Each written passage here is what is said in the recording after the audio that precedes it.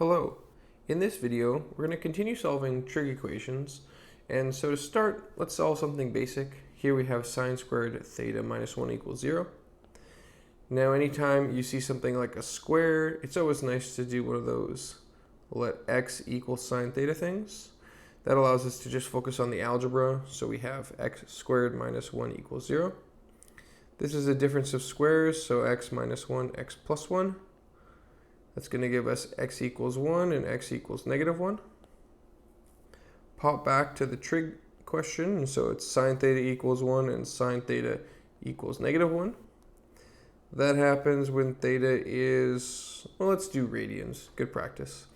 When theta is pi over 2, and when theta is 3 pi over 2. All right, well, that was pretty easy, a quick warm up. Let's try something different. What if we have sine squared theta minus cos squared theta equals 0? Well, again, we see that square, and so we go let x equal sine theta. So x squared minus x minus cos squared theta equals 0. Wait, that was kind of weird. We wanted to get like an algebra without any signs, which was good, but for some reason we still have this cos squared, and we can't call that x squared because x is sine, not cos. Well, maybe we could just do some factoring. So maybe we forget about that and just try to do the trig ratios. I guess maybe there's a sign in common, so we have 1 minus, or maybe sine theta minus 1. I guess that factors those first two terms. We still have this minus cos squared. We're trying to get the trig ratio all by itself, but there's just so much going on. You know what? I'm not really sure how we would solve this. Well, let's take a bit of a detour. Let's look at something different. I want us to investigate the following three expressions. We're going to try to calculate them by hand. So first we have sine squared of 45 plus cos squared of 45. Now for the squared, just in case you're not sure how to do that, it means we find sine of 45, which on the unit circle here, right, sine of 45 right there, root 2 over 2, root 2 over 2. So it means we find sine of 45, and then we square the answer. For cos of 45, it's the same thing, root 2 over 2, because it's that special point where the two values are the same, and then we square it. Well, the square, we square the top and the bottom. Root 2 squared is 2. 2 squared is 4. 2 plus 2 is 4. Okay, so we got 1. Well, that's kind of a nice number, a nice whole number. Go ahead and try the second one. Pause the video and see what you get for sine squared 90 plus cos squared 90. All right, so for this point on the unit circle, we should have 1, 0. So this will be 1 squared plus 0 squared, which is 1 plus 0, which is, guess we got 1 again. Let's try one that needs a calculator. So this next one, we definitely need to use a calculator. No one knows sine of 32.7. But let's try that. Sine of 32.7 should get something like 0.540, and then we're gonna have to square that. Cos of 32.7 will be 0.841. We'll have to square that. Well, we want to kind of keep all the decimals, so maybe try to type it in just in one go on your calculator. It might be easier to type it like this: bracket sine 32.7, close bracket, and then square it. So that way you can just do the whole thing in one go. Because then you can do that plus bracket cos 32.7. This will allow us to keep all the decimals so we don't end up with any rounding issues. All right, and then hit equals, and you should get, that's kind of weird. You get a 1.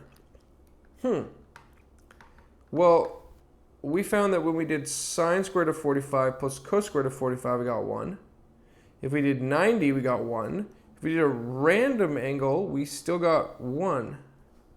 It's almost like if you had sine squared of an angle plus cos squared of that same angle, you would always get 1. Huh. Do you think that's true? Do you think that's like a rule or a relationship? I mean, go ahead and check out on your formula sheet.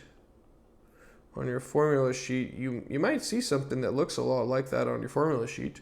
I think it is a formula. I think it is true. But to show you, rather than just show you on your formula sheet, let's do a little bit of trig here. Let's draw our unit circle. We'll draw like an angle, any angle we want. That'll be theta. Here's the unit circle point, right? This is part of our larger unit circle you can imagine. And we know that point on the unit circle there, well, the point is always going to be cos theta sine theta. That's because the x part of the triangle is cos theta, and the y part is sine theta.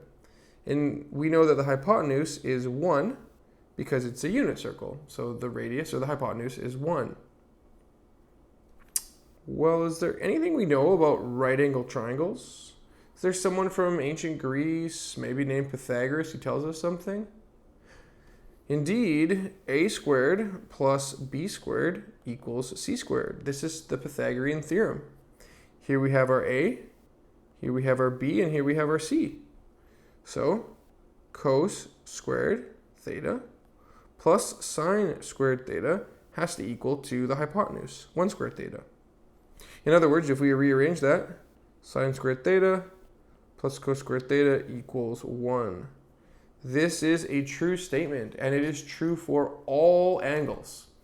This, in fact, if you want a word for it, is called an identity. An identity. You can think of an identity like a formula. That's always true. But it gives a special, we don't just call them formulas when we're talking about trig. They get a bit of a special name. They're called trig identities. But essentially, they're formulas. They're formulas that are always true. Anytime you see sine squared of an angle plus cos, that should say cos squared of that same angle, you always get 1. Now, why would that be useful? Let's look back at our problem. We have sine squared and a sine and a cos squared. Now, I don't see a sine squared plus a cos squared equal 1. I actually, if anything, I see a sine squared minus a cos squared. But our formula doesn't have to be applied in the straightforward sense. If we know that sine squared theta plus cos squared theta equals 1, we could rearrange that formula to something like this. We could say, or cos squared theta is equal to 1 minus sine squared theta. We could just basically take this sine squared theta and kick it to the other side. So this is just a rewritten version of our formula, but that allows us to use our formula right here. So we'd have sine squared theta minus sine theta minus, and then 1 minus sine squared theta equals 0. All right, well, we could go ahead and get rid of the negative here. So sine squared theta minus sine theta minus 1 plus sine squared theta equals 0. And if you notice, we now only have sines. That means we can do the whole let x equal sine theta business. And that'll give me x squared minus x minus 1 plus x squared equals 0. And I'm off to the races. I can use my algebra stuff because I have only one type of trig ratio, just a sine. So this is 2x squared minus x minus 1. Looking for two numbers that multiply to give negative 2. Add to give negative 1. Thinking negative 2 and 1. 2x squared minus 2x plus x minus 1. 2x in common, x minus 1. 1 in common, x minus 1. X minus 1 pops out. 2x plus 1 left. And that tells me that x equals 1 and x equals negative a half. Now if I move that over here and think about it in terms of trig, well, this means that sine theta equals 1 and sine theta equals negative a half. These, thankfully, are unit circle values. So this just tells us theta equals pi over 2. And here, this one's a little trickier. This is going to be 7 pi over 6 and 11 pi over 6. And those are the three solutions to my trig equation. So again, if you notice here, we're still doing the same steps from basically this second line all the way until the end. These are the same steps we've been working on in previous lessons, but we have this new step over here. When we encounter a trig equation that has sines and cos, we can't use the typical method because letting x equal something doesn't go anywhere. But we can use this new formula to replace either the sine or the cos. Again, be careful here. We're not actually replacing the sine. We replaced the cos squared. When you do the replacement, the formula has everything being squared. So you'd only be able to replace a cos squared, not just a simple cos. But that being said, when you do the replacement, you eliminate the extra trig function, and then you can do your algebra as normal. So go ahead and pause the video and give this one a try. We have a cos squared equals cos theta plus sine squared. And if you notice, there's sines and cosines here. So you're going to have to replace one of them before you can do the algebra. So assuming you gave it a try, in this one, if we replace the cos squared, that would become a sine squared, but then we'd still have this cos. So in fact, it looks like the equation is mostly cos. So I'm going to take this sine squared and I'm going to replace it with a cos squared. The initial equation is cos squared plus sine squared equals 1. We can move the cos to the other side. So sine squared theta equals 1 minus cos squared theta. And so that's going to plug in for that. So we'll have 1 minus cos squared theta. And over here we'll just have cos squared theta equals cos theta plus 1 minus cos squared theta. Then we can do our typical let x equal cos theta. So we get x squared equals x plus 1 minus x squared. Kick everything to the left side, so this will be 2x squared minus x minus 1 equals 0. Again, we're looking for two numbers that multiply to give negative 2, add to give negative 1. This looks pretty similar to last time. I think negative 2 and 1 will work. 2x squared minus 2x plus x minus 1. 2x factors out. 1 factors out. X minus 1 factors out. And we get x equals 1 and x equals negative a half. Take that over here and flip it back into cosine world. Cos theta equals 1. Cos theta equals negative a half. That means that theta equals, based on our unit circle, 0. And theta equals, thinking 2 pi over 3 and 4 pi over 3. Now, technically, when we're doing this question, we're kind of thinking on the domain 0 to 2 pi. That would be explicit on a test or on an exam. So for all these questions, if people are thinking, oh, what about other angles bigger than 0 to 2 pi or bigger than 0 to 360, we're just looking for the principal angles when we're solving this.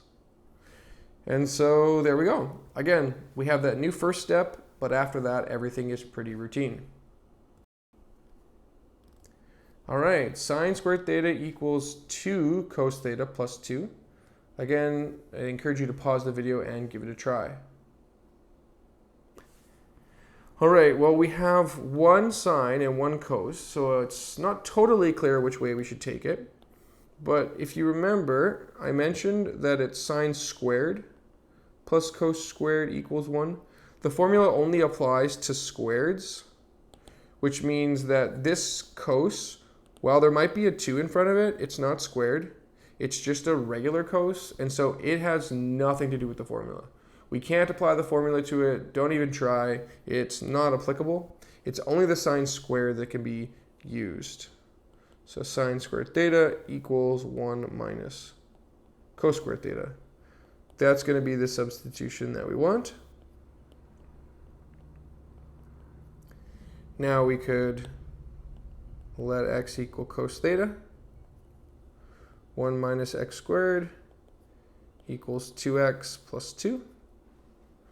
So 0 equals, I'll kick everything to the right side, x squared plus 2x minus 1. Looking for two numbers to multiply to -1, add to 2. Oh, sorry, that should be a plus 1. Yeah, that looks better. Two numbers to multiply to 1, add to 2, that looks like 1. X plus 1 and x plus 1.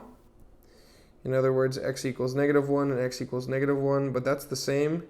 This is just like a repeated solution, so it doesn't do anything extra for us. Cos theta equals -1, so theta equals pi. And there's our solution. All right, let's mix it up a bit here. We've got 2 tan theta equals secant squared. This has nothing to do with sine or cosine, but there's a bit of a hint here. If you check your formula sheet, there might be something similar with tan and secant. Go ahead and check your formula sheet and pause the video and give it a try. Well, if you looked on the formula sheet, you should see something like this. Tan squared theta plus 1 equals secant squared theta. So that's the one we're going to use to replace the secant squared. And by doing that, we're going to get an equation that only involves a single trig ratio, just tan. So we can let x equal tan theta, and we get 2x equals x squared plus 1, and we're off to the races. X squared minus 2x plus 1. Looking for two numbers that multiply to give 1. Looks like maybe -1, -1. That means x equals 1, but this is the same. Over here we got tan theta equals 1. Now this was a little tricky. Think on your unit circle. We're looking for tan to be positive, so it's going to be those two quadrants. And remember, tan, because it's sine over cos, tan is going to be 1 exactly where sine and cos are equal to each other. So this is going to be at pi over 4, that special one of root 2 over 2, root 2 over 2. And then at 5 pi over 4. All right, that was kind of fun. Again, it might look hard when you first see it because you see a tan and a secant. But once everything's been converted into just tans and tan squareds, it's really not too bad. We still just use those steps of algebra and then of the unit circle. All right, we've got another one here. Cotan squared theta equals cosecant theta plus 1. I think you might need yet another identity. So please pause the video and give this one a try. All right, hopefully you found this identity. 1 plus cotan squared theta equals cosecant squared. Now again, we can't use the cosecant here. We can't plug that in because if you look, one of them is a cosecant squared and one is just a cosecant. So those can't be combined, but the cotan squared is definitely fair game. We have to isolate our formula here for cotan squared. So by rearranging, we get cotan squared equals cosecant squared minus 1. But then we're good to go. Cosecant squared theta minus 1 equals cosecant theta plus 1. Again, you don't have to let x equal cosecant theta. If you want to solve it with cosecants, you're more than welcome. I just find this a little bit more familiar with the algebra. Let's kick everything to the left. X squared minus x minus 2 equals 0. So x minus 2, x plus 1. X equals 2, x equals negative 1. Cosecant theta equals 2, cosecant theta equals negative 1. Remember, we don't know anything about cosecant, so we're going to do the reciprocal. The reciprocal of cosecant is sine. So sine theta equals 1 over 2. Sine theta equals negative 1 over 1, which is still just negative 1. And then it's unit circle time. Where is sine theta equal to 1/2? That looks like pi over 6 and 5 pi over 6. Where is sine theta equal to negative 1? I'm thinking 3 pi over 2. And those are your 3 solutions. All right, let's take some notes on this. This is solving trig equations with our new skill of identities. Solving trig equations with identities. And so the basic thing here is you'll have something like sine squared theta plus sine theta plus cos squared theta equals maybe 0. And the problem with this equation is you have sine and cos, and that's bad. You can't solve a trig equation that has 2 types of trig ratios because you can't isolate for it. And so what you need is you need some kind of formula to bail you out. And thankfully, we have this new formula. It says sine squared theta plus cos squared theta equals 1. And so it's able to bail you out because you can convert sine squareds or cos squareds into each other. Sine squareds become cos squareds and cos squareds become sine squareds, obviously with like a negative 1 stuck on the end or something. It's not exactly conversion, but it allows you to roughly take them and replace them with the associated trig ratio. And this is not just true for sine and cos. We have a similar new formula for tan squared plus 1 equals secant squared, and 1 plus cotan squared equals cosecant squared. So anytime you have something with sines and cos, you're actually good to go because of our formula. Tans and secants, yep, no problem. Cotans and cosecants, you betcha. These are all now solvable with our trig identities, and then the steps are like normal. So let me give you an example. Let's do minus sine squared theta plus cos squared theta plus 3 sine theta minus 2 equals 0. So go ahead and pause the video and give that a try. All right, I'm going to put the answers in degrees just for fun. You should have 30 degrees, 90 degrees, and 150 degrees. Now, this is Unit 7, Worksheet 1, so you can try one from there. And then any things to remember. Again, something I might write down is that you convert sine squared theta, but not a sine theta. If you see a sine theta or a cos theta that's not squared, just leave it alone. You can't go converting those. It's not how the formula works. Don't try. All right, hopefully you enjoyed this video. And as always, thanks for watching.